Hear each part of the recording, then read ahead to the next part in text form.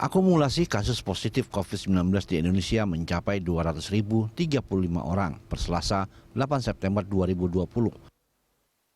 Dari angka akumulatif itu, sebanyak 142.958 dinyatakan sembuh dan 8.230 meninggal dunia. Sementara itu, berdasarkan data Kemenkes 8 September 2020 di Indonesia ada 90.052 dan jumlah spesimen yang telah diperiksa sebanyak 32.643.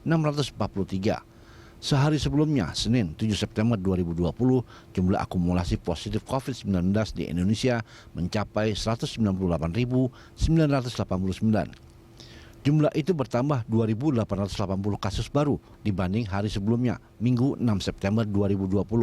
Dari jumlah kumulatif tersebut, sebanyak 140.652 orang dinyatakan sembuh dan 8.130 orang lainnya meninggal dunia.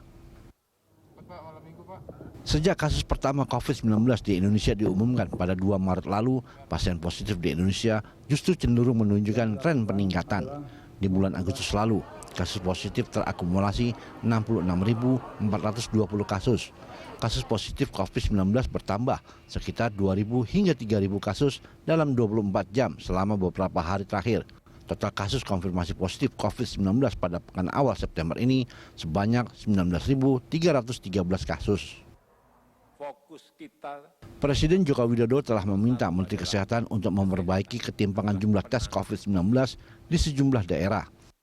Menurutnya, terdapat provinsi yang memiliki jumlah pengetesan sangat tinggi, namun ada pula provinsi yang jumlah tesnya masih rendah.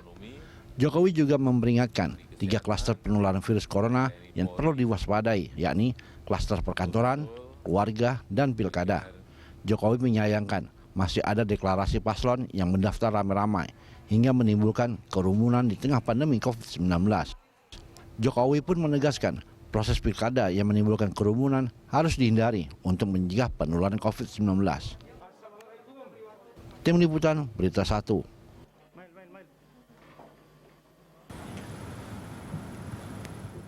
Kasus positif COVID-19 tembus 200.000 di Indonesia. Bagaimana hal ini terjadi? Apa tanggapan dari pakar epidemiologi?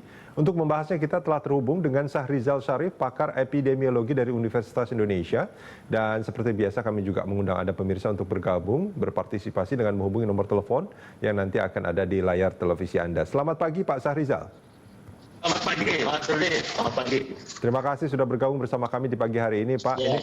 Ini sebetulnya ada satu pertanyaan yang landasannya karena kekhawatiran. Mungkin saya dan juga banyak masyarakat yang melihat tren penambahan positif corona di Indonesia. Kalau kita ingat di awal-awal sejak Maret gitu ya, terus beberapa bulan kemudian itu tidak pernah menyentuh angka 1.000, tapi terus kemudian bertambah 1.000, bahkan per kemarin ini sudah 3.000 bahkan. Dalam beberapa hari itu lebih dari 2.000 berapa, bahkan 3.000 turun sedikit, terus nambah lagi sampai 3.000. Nah ini kok kami melihatnya bahwa ini bukannya semakin membaik, tapi nampaknya semakin mengkhawatirkan begitu. Atau bagaimana sebetulnya Pak Syahrizal? Iya, Pak Rudi.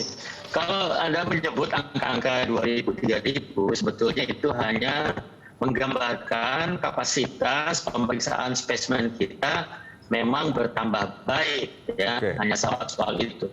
Tapi yang harus kita lihat adalah 50.000 kasus pertama seperti sering saya sebut-sebut, itu kita membutuhkan waktu 3 bulan, ya. Nah, adapun 50.000 yang kedua itu hanya dibutuhkan waktu 1 bulan, 33 hari. Nah, 50.000 yang ketiga itu bahkan hanya 23 hari.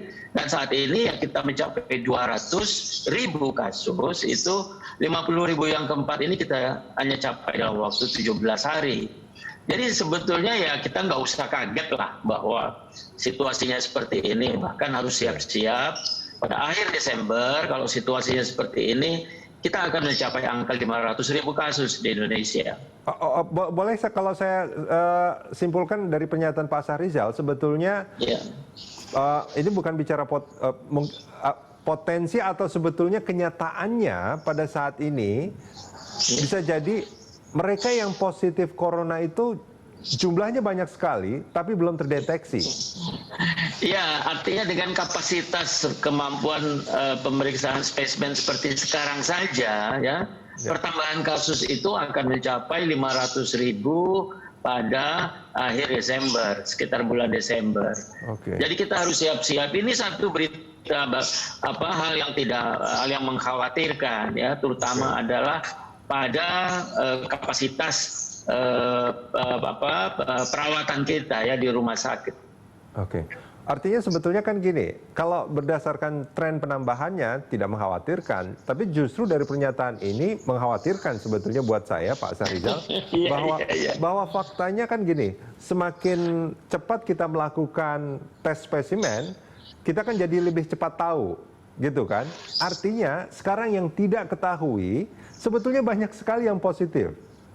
Ya, betul. Kapasitas kita kan baru 33.000, ya. Itu belum memenuhi keinginan anjuran WHO, ya. Untuk anjuran WHO itu paling tidak dalam seminggu kita harus memeriksa kurang lebih 260.000 spesimen, ya. Adapun kapasitas kemampuan kita sekarang dengan 30.000, itu artinya kita baru mampu 210.000 spesimen dalam waktu 1 minggu. Nah, ini Indonesia. Belum kalau kita kita tahu ini ada perbedaan yang besar kapasitas antar provinsi, 34 provinsi, ya. Dan saya ingin mengingatkan juga bahwa situasi ini seluruh di Indonesia, ya. Bulan lalu Juli misalnya itu provinsi yang punya kasus di atas 2.000 itu hanya sekitar 10 saja. Tapi saat ini kita punya 20 provinsi yang di atas 2.000, ya, bahkan ada 9 provinsi yang di atas 5.000. Ya, saya kira ini situasi yang betul-betul harus menjadi perhatian pemerintah. Ya. Ya, artinya gini kan Pak Sahrizal, ini membaca dari situasi itu, dari pernyataan Pak Sahrizal, yang menjadi penting sekarang ini adalah bagaimana upaya pemerintah untuk melakukan testing dan tracing. Ya, saya kira itu penting, ya. Ya, karena dengan testing dan tracing itu akan bisa melakukan mungkin pembatasan lah, ya. Artinya mencoba untuk kalau kita tahu kan terus kemudian kita bisa melakukan pembatasan di sekitar mereka yang positif. Nah, kalau misalkan testing dan tracingnya itu masih jauh dari harapan, maka masih banyak sekali, karena sekarang udah PSBB dilonggarkan dan segala macam. Ini banyak sekali orang yang kemungkinan OTG itu masih berkeliaran di masyarakat. Begitu nggak? Pertama nggak usah ngomong OTG, ya, bukan OTG. Yang saat ini yang kita gunakan adalah ada banyak kasus konfirmasi yang asimptomatik. Ya, itu istilah yang benarnya. Yang pertama kita harus lihat begini, ya, upaya kita melakukan testing, melakukan penelusuran, melakukan testing, lalu kemudian menempatkannya dalam fasilitas karantina atau isolasi, itu upaya kita untuk memisahkan antara orang yang sehat dengan orang yang sakit. Nah, kita berupaya untuk menangkap orang yang sakit. Ya, memang kapasitas ini masih kurang sehingga kita tahu bahwa karena ya ibarat kalau mau menangkap ikan di air masih banyak sementara jaring yang digunakan masih kecil gitu, ya. Oke.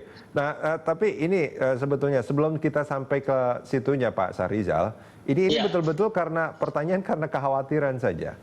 Artinya kan banyak mereka yang sebetulnya positif tapi asimptomatik, itu tapi mereka tidak tahu. Ya. Dan begini, mereka masih melakukan aktivitas sehari-hari seperti biasa. Ya. Jadi menurut saya, ya, ini memang situasinya seperti itu, ya. Walaupun WHO menyatakan, ya, mereka yang kasus konfirmasi asimptomatik pada dasarnya kemungkinan untuk menularkan itu kecil. Nah, yang besar kemungkinannya itu ada yang kita sebut sebagai kasus pre atau prasimptomatik. Ini adalah mereka yang ketika diperiksa tesnya PCR-nya positif, ya, tapi tidak ada gejala. Namun kemudian pada masa inkubasi tertinggi kurang lebih 3 sampai 5 hari kemudian dia akan menimbulkan baru muncul gejala-gejalanya. Oke. Bisa saja gejalanya ringan ya. Nah, yang seperti ini yang memang berpotensi menularkan. Oke. Nah, Pak Sahrizal, sebetulnya ini lagi-lagi pertanyaan saya sebagai orang awam soal ini. Apakah sebetulnya ini ada proses penularan yang terus terjadi karena situasi, atau sebetulnya memang sudah sejak lama memang segini jumlahnya, sehingga dengan proses testing yang lebih masif lebih ketahuan lagi, atau bagaimana, atau kombinasi dari kedua itu? Ya, kita harus tahu ya bahwa virus ini adalah dia menular ya, reproduction rate-nya itu yang basic reproduction rate-nya 3 sampai 4. Itu artinya dia orang-orang yang berpotensi menular sakit dan bisa menularkan pada 3 atau 4 orang lain yang sehat, yang vulnerable ya. Nah, ini akan membuat penambahan kasus menjadi deret ukur. Itu terjadi di masyarakat. Apalagi situasinya ketika kita menyebutnya sebagai transmisi lokal. Itu artinya sebetulnya adalah ketika kita tidak bisa mengetahui orang yang sakit ini tertular dari siapa, ya. Kalau kita menyebut kasus klaster itu masih kita bisa menemukan siapa penular pertamanya, ya, kita sebut sebagai index case. Nah, saat ini transmisi lokal ini sedemikian luasnya, ya. Tapi sebetulnya saya tetap merasa kita harus optimis, ya. Kita tahu karakternya. Artinya begini, harus ada orang-orang yang kalau dia sakit dia tidak sadar, tapi dia tidak menularkan. Nah, seperti apa? Ketika orang ini menggunakan masker dan menjaga jarak dari lainnya, ya. Jadi sebetulnya pada saat situasi seperti ini, situasi yang sangat serius, ya, kita belum ada vaksin. Ya. Vaksin pun sebetulnya dengan tingkat reproduction 3 sampai 4, kita cukup nanti memvaksinasi kurang lebih 64 sampai 70% dari populasi. Tapi ketika vaksin belum ada, kita juga harus mencapai penggunaan masker, jaga jarak maupun kebersihan tangan. Itu juga kalau 70%, bagus kalau bisa 80% dari masyarakat disiplin terhadap pendekatan itu, pada dasarnya perlindungannya hampir mirip seperti perlindungan kita mendapat vaksin. Ya. Oke, Pak Sahrizal, itu 3M itu ya, menggunakan masker, mencuci tangan, dan menjaga jarak. Nah, dengan angka yang terus bertambah berdasarkan hasil tes ya, itu bahkan diperkirakan juga sama Pak Sahrizal itu jumlahnya bisa mencapai 500.000 per Desember nanti, itu jaraknya tinggal 4 bulan lagi, sekitar 4 bulan.